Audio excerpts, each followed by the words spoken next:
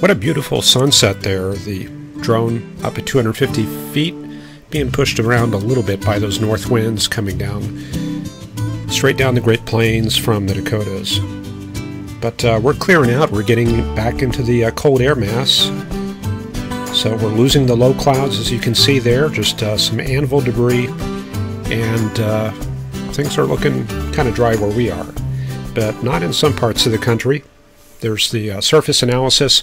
The fronts are a little bit outdated, maybe about 3 or 4 hours old, but the big picture you can see, frontal system from the Ohio Valley all the way down to Texas, and then banked up against the Rockies. So that's literally damming of the cold air mass. And on the other side, the tropical air. And we'll try to take a look at that out in the Four Corners area in a bit. But yeah, that surface system is pushing quickly to the east. There's the latest surface map, and we can take a quick look at the data here. The outflow appears to be roughly along this axis here. So that does make it hard to find the cold and warm front, but I'll just give you the approximate position. Looks like it's lifted north a little bit. Definitely in southern Ohio. Then we kind of lose the definition somewhere in here, and then over Illinois you can certainly see the westerly winds bringing the cold air into that part of the country. And our surface system looks like that's even a little bit further. Yeah, let me correct that. Yeah, the cold front looking like that right there. And the surface system, the old occluding low way up there in Michigan, and that's obviously decoupled from the warm sector all the way down here. So we've got a new triple point, and that's a new area of potential baroclinic development. You can see the erosion of the moist air. I don't know how many of you watched several hours ago where we talked about the environment out ahead of this cold front, but you can see the dew points there have fallen into the low 50s, which is definitely not anything like April 3rd, 1974. This is kind of a different thing. There is a little bit of moisture out to the west, though, that hasn't quite eroded yet, so we've still got a window of severe weather, western Kentucky and adjoining states, and then we should see it kind of die off as it moves into the eastern Kentucky region. The radar at this time, the Paducah radar, looks like this. Looks pretty quiet. Just 3 severe watches across the entire Midwest. Yeah, there's nothing up there in Indianapolis, Columbus, or Cincinnati. And then going down the line, looks like we've... Yeah, you could go all the way to Mississippi to find those warnings. So things are looking a little bit better tonight, and I'm sure for those of us who like seeing severe weather, it's probably kind of a disappointment, but I'm sure there's probably thousands of people out there that are a little bit happy about these developments. But yeah, these will continue pushing to the east, and they should stay in the marginal severe category for the most part. The surface patterns look like this, and I've done the 850 through 1000 millibar thickness. So I'm taking a little bit more of a shallow layer. Cold air mass running something like this here. And then the warm front looks like that's... I was going with kind of a southern position on that warm front because there is a very, very shallow cold air mass. So, yeah, no wonder we've had weather in southwest. That's probably not a good map. Here, we'll take a look at this one here. So you see the centralized analysis has it indicates a warm front way up in this area. But if you look at the temperatures, yeah, the temperature does kind of fall off as you go across Lake Erie, 57 down to 39. But this boundary here is actually more important to us in terms of severe weather. It's a very subtle boundary, and those are the ones we really have to look for. So this to me is the true front, and it's likely very shallow up through Ohio, and no wonder we've had severe weather all the way up to Columbus and Dayton there. But as you go further north, then the slope of that front changes, and that's more of the Canadian air mass than it is the tropical air mass. So we really hit that Canadian air up there in Michigan and Ontario. Looks like the main baroclinic system approaching northwestern Ohio, and that will be out of the picture for most of us. And then we have this Canadian air coming back in behind. So that'll give us a few days of cool weather. Looks like a tiny little system up in Nunavut. Tiny little Alberta Clipper way up there. See that there? And behind it, some very cold air up in the Hudson Bay region. So, I don't know, that probably spells cold weather for Manitoba and Ontario.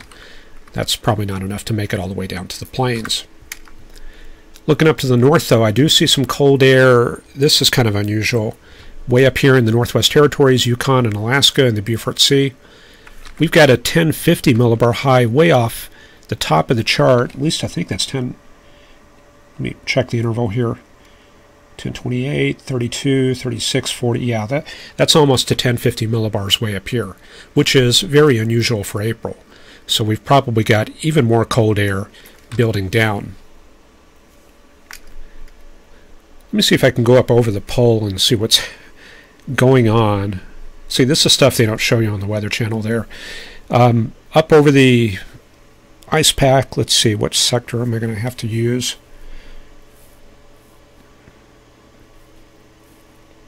I may have to go to Pivotal Weather. I know I can certainly get that from them. So let me go to Pivotal Weather.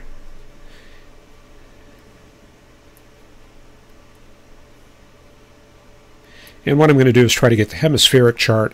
And the way we get to that, you go to their drop-down box, switch to Continental, and then switch or click this thing up here by Greenland. And there we go. So let me see if I can get a isobar plot here.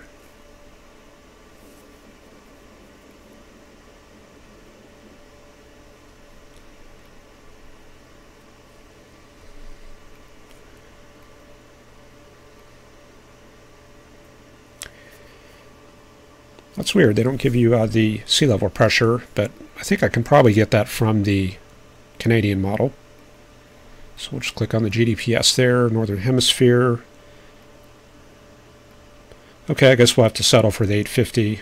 I really wanted to see the pressures up over the pole. But 850 will make a good substitute there. And there it is. There's that big high.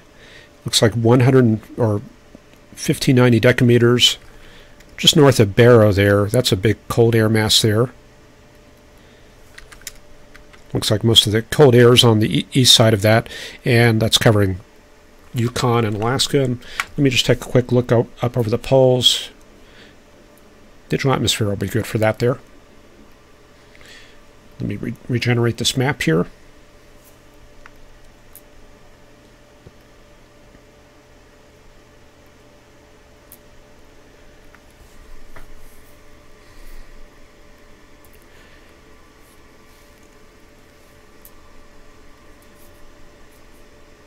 We don't have too many observation sites over the pack ice there, but you can see over Russia they've got some very cold temperatures, minus 27 in a lot of minus 20s in at least 3 stations there. And then over Alaska, yeah, they've got some blustery north winds flowing down across the Brooks Range into Fairbanks, and lots of temperatures below freezing in that region. So we're not quite done with the cold air, it appears, at this point. All right, let's head into the satellite. This is a good one. This will show us the infrared imagery and some of the cold tops, which appears dark red, like right there over Kentucky. So this can help you find some of the colder, taller, more severe cells. And we can also see gravity waves. See up here? It's pretty neat, some little ripples there of the anvil clouds. All right, let's check in and see what's going on in chat. Kind of a slow evening. Things have We had our big fun earlier this afternoon with all those storms blowing up, but it's actually quieted down quite a bit. Erica Baker reporting 48. Fair skies in Coffeyville, Kansas. Ron Chalfant in Southern California is with us. Alexi Walsh. Fun with Tech is here. Jeff Krob, WindGrid's author, checking in from Washington, D.C. 55 and cloudy. Sue M. says, thanks for helping get through the weather. Yeah, not a problem. Got Mike R. in San Francisco getting ready for the atmospheric river coming in. Huge rain event, which they certainly need. Haven't had a chance to see the latest imagery from Hawaii, not yet, but we can take a look out there. Shirley Keast reporting 21 in Michigan, still cold up there. Ron Chalfant says, precipitable water expected to be 2 inches or higher. Ryan Toomies is with us. Wild Gaming, 1 hour from the storm coming in. And watching GR level 3 there.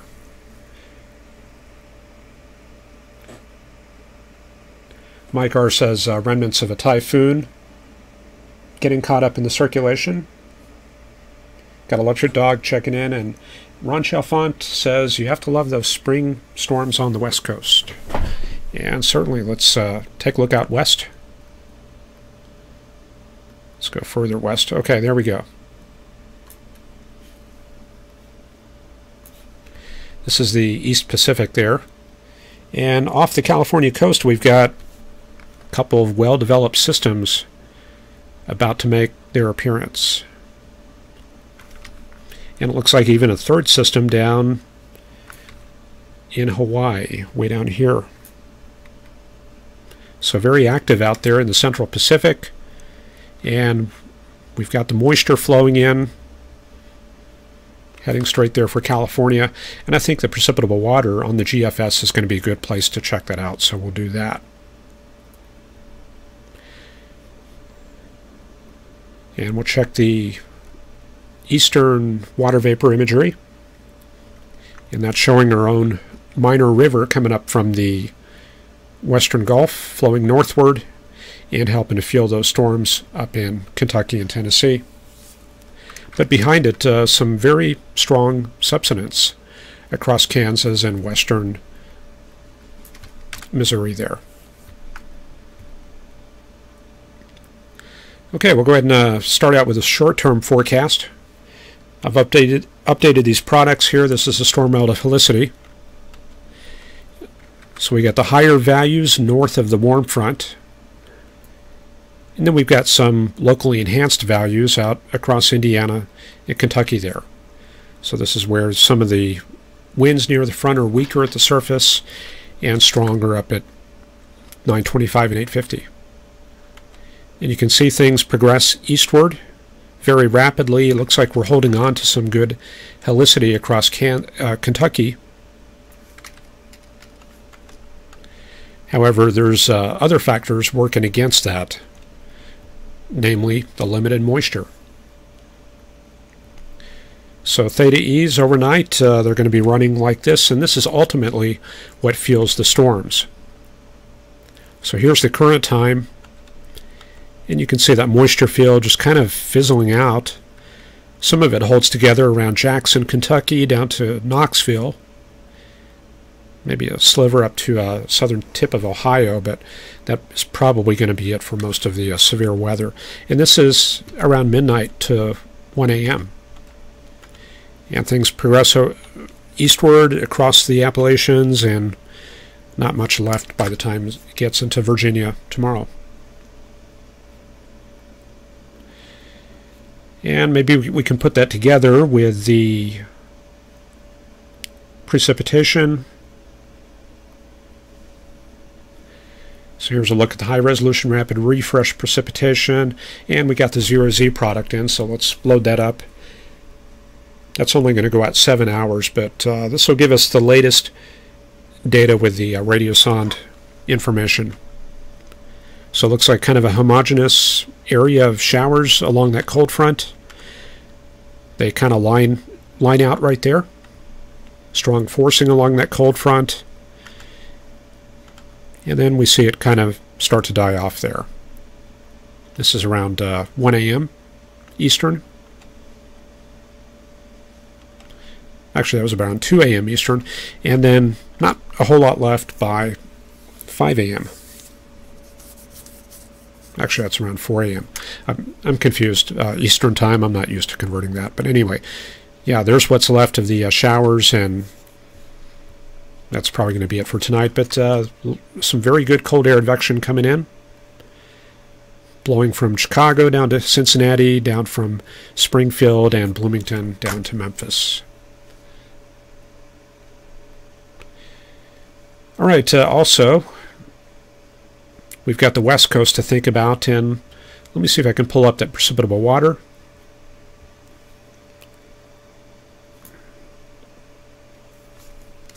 Okay, so we'll run this forward. This is the GFS precipitable water.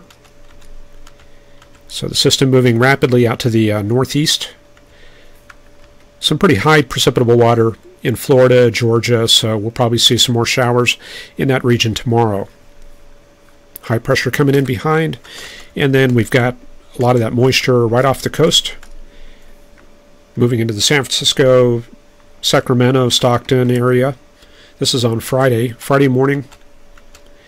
And you can see this purple. This is all 2-inch amounts coming into the San Joaquin Valley, hitting the coast all the way down to Los Angeles. So Friday looks to be pretty wet there, and the activity kind of shifts down into Southern California for Saturday. Very deep system off the coast of Washington, so there's going to be a lot of showers offshore, driving inland. Kind of a wet day on the western Oregon coast. And look at all that moisture coming into Arizona, 1-inch precipitable totals on Sunday. And then that'll cross into Texas, where they've got some warm air advection coming up. And it looks like it's going to be kind of wet there for Sunday and Monday in Texas. So now I'm thinking about that cold air up to the north. I don't know if that's going to show up, but I'll keep an eye up there. I can already see the influence of the cool Canadian air coming south. This is all very dry. Probably a combination of some of the Pacific and Canadian air. And another system comes across Missouri and into the Midwest on the 12th. So starting around the 8th to 10th, we start getting some Pacific systems moving east to west.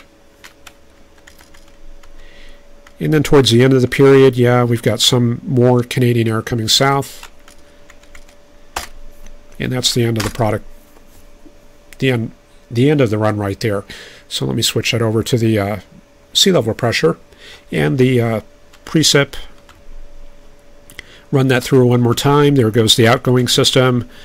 540 line coming all the way down to Fort Campbell, Paducah, and Springfield, Missouri. And that 540 line is what you need to transition over from rain to snow. Warm air advections setting up for Thursday and Friday. Yeah, here comes some of that cold Canadian air, 1040 line coming all the way down to Edmonton.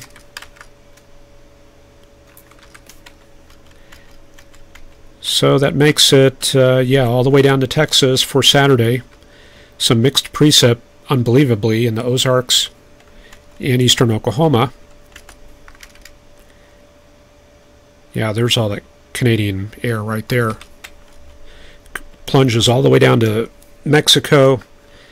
However, Pacific system coming in that sets up kind of a southerly fetch and starts eroding it very quickly on Sunday. So anything past the 10th or 11th, that's probably too early to call, but it does look like we've got a couple of frontal systems going west to east there. So this one looks like it's heading for the Great Lakes, maybe around the 13th. Along the tail end, probably some development way down in Texas. So right down there. That comes together possibly around the 14th. It's interesting, kind of a cutoff Yeah, kind of a cutoff occluded low just sitting over Iowa on the 17th, spinning around, producing showers, and that's it. We get to the end of the run, and that's probably about all I got. So I think I'm talked out for today. Anyway, thanks for watching. Let me take one last look at chat.